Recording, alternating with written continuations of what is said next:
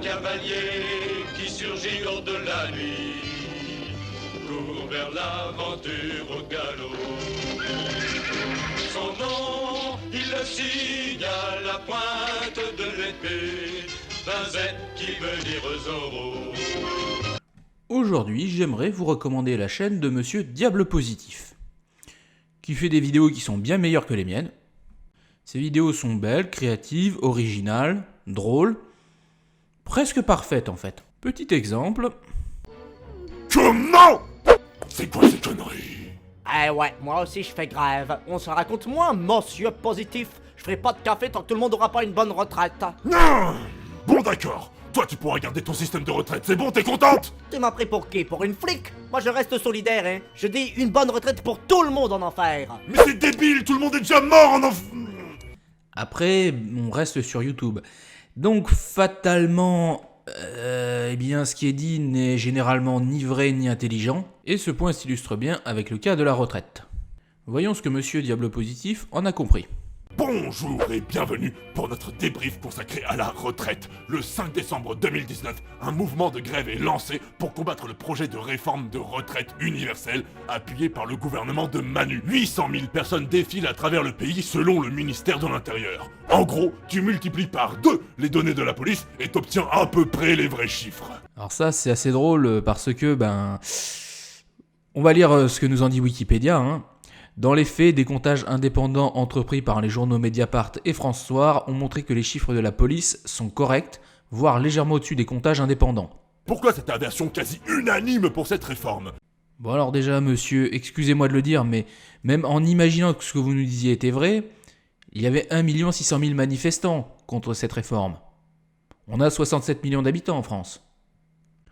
Ça nous donnerait un total magnifique de 2,3% de la population qui juge utile d'aller manifester contre cette réforme.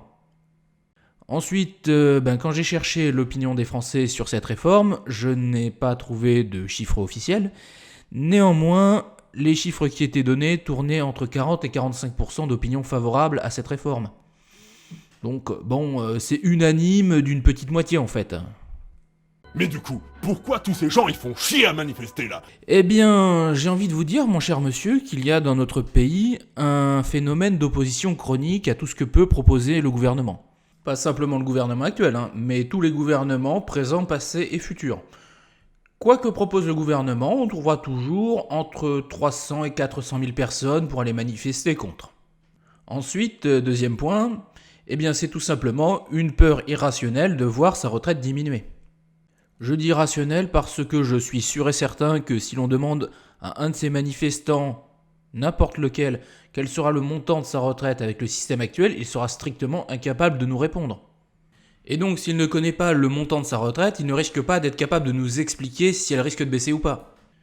Évidemment, ces deux motifs d'opposition à la réforme des retraites ne sont qu'une supposition de ma part. Je n'ai pas de chiffres ou d'éléments nécessaires pour appuyer cette thèse. Ce sont juste des hypothèses qui me paraissent raisonnables. Surtout que cette réforme, elle a été introduite par les mecs les plus honnêtes du monde, comme Jean-Paul Delevoye, haut commissaire aux retraites qui a dû démissionner à cause de conflits d'intérêts et de 10 emplois dont plusieurs illégaux qu'il avait oublié de déclarer. Si vous vouliez aller dans le détail, vous préciseriez que ce sont essentiellement des fonctions bénévoles qu'on lui a reprochées. C'est un point important. Ou son successeur, Laurent qui a viré une employée syndiquée de Auchan à cause de, je cite, une erreur de commande de 80 centimes d'euros et un pain au chocolat cramé donné à une personne. Alors, les accusations c'est bien, mais avec des preuves c'est mieux. Ou encore BlackRock, ce géant lobbyiste de l'assurance et de la retraite américain qui a confié au gouvernement un document de recommandation lui expliquant tout le profit qu'il espère tirer d'une réforme des retraites qui fasse une large place à la capitalisation. Ah mon Dieu, le capitalisme arrive dans la retraite. Juste comme ça, ce document vous nous l'avez fourni. Et il y a juste un petit problème. C'est que ce document, il ne concerne pas la réforme des retraites. Oui, je parlais de petits problèmes, j'ai le sens de l'euphémisme. Alors, il y avait quelques indices subtils qui normalement auraient dû vous alerter, on va dire. Le titre tout d'abord, Loi Pacte. Bon, pour ceux qui vivent dans une grotte, la loi Pacte, c'était la grosse loi de 2019 relative à l'économie. Bon, vous me direz, le titre complet, c'est Loi Pacte, le bon plan retraite. Donc je suis de mauvaise foi et ce document concerne bien la réforme des retraites. Non. Ce document traite de l'épargne retraite. Les produits d'épargne retraite étant des produits financiers tout ce qui est plus classique et qui n'ont strictement rien à voir avec notre système de retraite. Pour faire un parallèle, c'est un petit peu comme si dans une loi traitant de la marine nationale, on venait nous parler des quotas de pêche à la sardine des marins pêcheurs. Il y a marins dans les deux, mais c'est pas vraiment la même activité. Ce que ça veut dire, c'est que très concrètement, ce document, il n'a strictement rien à voir avec la réforme des retraites. Et concrètement, c'était quoi ces fameuses recommandations de BlackRock ? Eh bien, les voici, elles tiennent sur une page. Globalement, on voit qu'on est face à des recommandations totalement inhumaines. Première recommandation, standardiser les contrats d'épargne retraite, dans l'objectif de permettre aux épargnants de comprendre tout simplement ce qu'ils signent. C'est ignoble. Deuxième recommandation, appliquer les standards européens à l'épargne retraite. Ce qui fait que si vous allez travailler dans un autre pays, eh bien vous pourrez continuer à bénéficier de votre contrat. C'est là aussi totalement monstrueux. Troisième recommandation, et c'est là que vous allez me dire « Ah bah on le savait, ces salauds, ils ne pensent qu'à leurs intérêts ». Maintenir les incitations fiscales liées à l'épargne retraite. C'est dégueulasse. BlackRock se bat pour que vous payiez moins d'impôts. Les margoulins. Bon, on va passer sur le reste, vous aurez compris que nous sommes face à des gens peu recommandables, qui, c'est évident au vu de ces recommandations, souhaitent réduire les Français à la misère. C'est soit ça, soit Monsieur Positif, qui est déjà pas fichu de savoir de quel sujet on parle, n'a pas tout compris. Mais penchons-nous maintenant plus sur cette réforme en elle-même pour comprendre de quoi il s'agit. C'est une bonne idée. Il va y juste y avoir un petit élément manquant dans ce que vous allez nous dire. C'est le site du gouvernement lié à cette réforme. Dans les grandes lignes, elle vise à mettre fin aux 42 régimes de retraite différents. Ça, c'est vrai. Et l'autre objectif, c'est aussi de faire travailler les gens plus longtemps. Alors, pas du tout, monsieur. Mais non. Les objectifs de la réforme, je vous les affiche en ce moment même. Ce n'est pas excessivement compliqué, il y en a 3. Simplifier notre système de retraite. Tenir compte de l'évolution des standards professionnels qui font que aujourd'hui, un certain nombre de personnes ont des carrières qui peuvent être un petit peu hachées. Et finalement, s'assurer que notre système de retraite est financièrement soutenable. Oui, parce que des retraites c'est bien, mais des retraites payées, c'est quand même mieux. Qu'est-ce que vous avez d'autre à dire ? Et l'autre magouille, c'est l'âge pivot. Si l'âge légal de départ à la retraite reste 62 ans, tu n'auras pas accès à ton taux maximum de retraite si tu ne travailles pas jusqu'à l'âge pivot décidé par le gouvernement. Bon, en fait, vous ne savez juste pas comment fonctionne notre système de retraite actuel, monsieur. Dans notre système de retraite actuel, il ne suffit pas d'avoir 62 ans pour avoir une retraite à taux plein. Il faut avoir 62 ans et tous les trimestres nécessaires. Et si vous n'avez pas tous vos trimestres et que vous ne voulez pas de décote, vous devez partir en retraite à 67 ans. Si vous voulez vous renseigner sur le fonctionnement des retraites, allez tout simplement sur le site de l'assurance retraite. Ils ont même une petite vidéo qui vous expliquera en 2 minutes à quel âge vous pouvez partir à la retraite. Le lien vers le site de l'assurance retraite est dans la description. Et enfin, cette réforme vise à créer un système qui fonctionne avec des points. Pour bien comprendre la différence, étudions comment fonctionne le régime actuel. Excusez-moi monsieur, mais vous êtes en train de faire un hors-sujet. Ensuite, je vais me permettre de vous signaler que l'Agirc Arrco, le principal système de retraite complémentaire existant actuellement, qui est obligatoire bien évidemment, fonctionne déjà par points. Le régime actuel est obligatoire. Dès que tu as un salaire, une partie est prélevée par les cotisations, que tu le veuilles ou non. Alors ça ne va pas changer. Il fonctionne par répartition. Ça ne va pas changer non plus. Et enfin, il est contributif. Eh bien, ça change pas non plus. Monsieur Positif ne va pas nous expliquer comment on calcule une retraite dans le système actuel. C'est un petit peu dommage puisque c'est le principal changement qu'apporte la réforme. Alors pourquoi Monsieur Positif n'explique pas le fonctionnement actuel de nos retraites ? J'ai envie de dire très probablement parce qu'il en est incapable. Parce que notre système de retraite actuel est compliqué. Par contre, il va très bien nous expliquer comment va fonctionner le nouveau mode de calcul.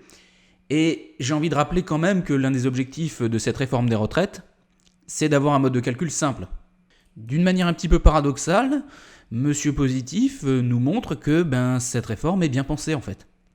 Comment ça marche ? Dans un tel système, un actif cotise et accumule chaque année un certain nombre de points. Au moment de partir à la retraite, ce nombre total de points est converti en pension. La pension est calculée en fonction d'une valeur du point, valable pour tous. Alors ça c'est juste, par contre je sais pas pourquoi mais je sens que vous allez nous dire une bêtise.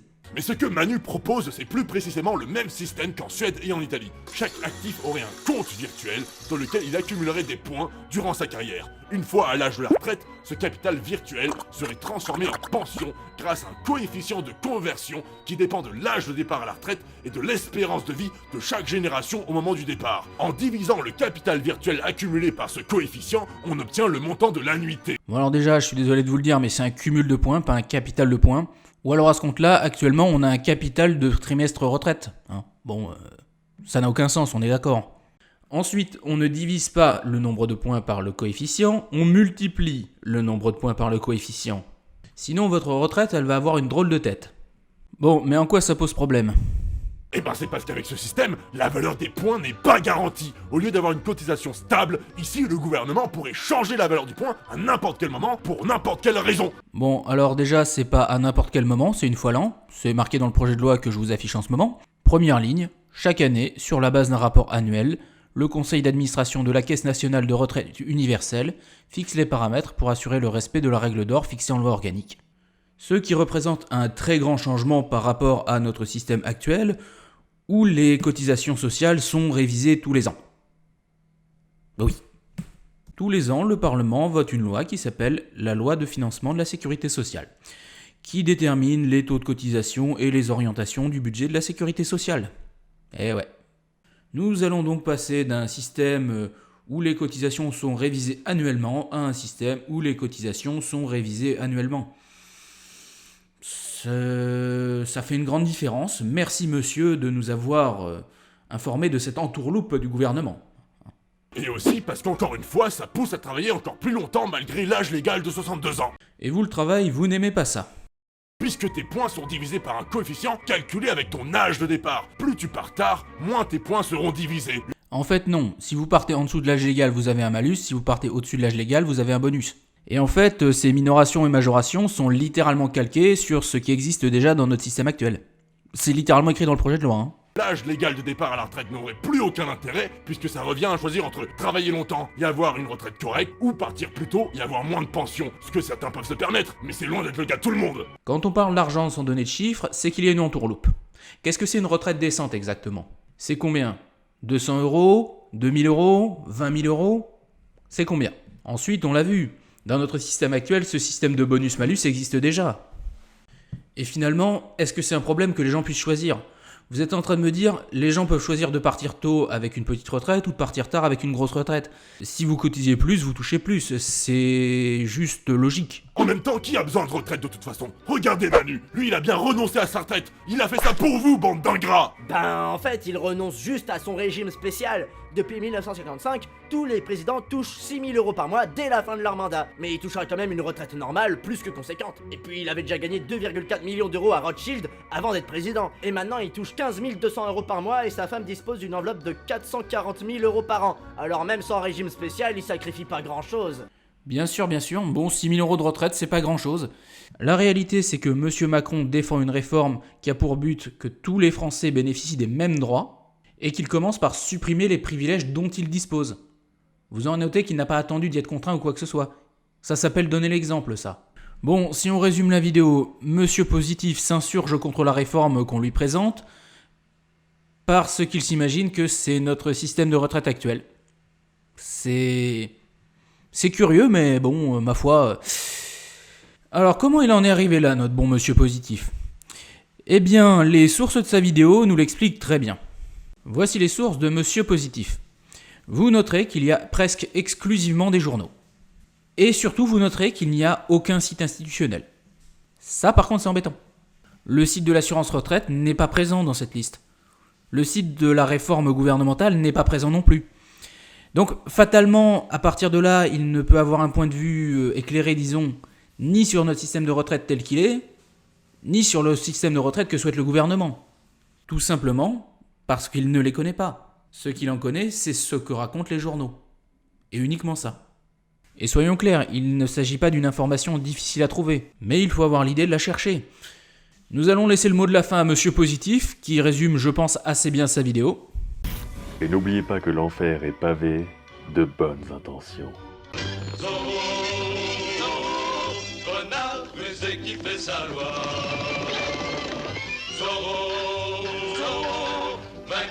calculés à chaque fois.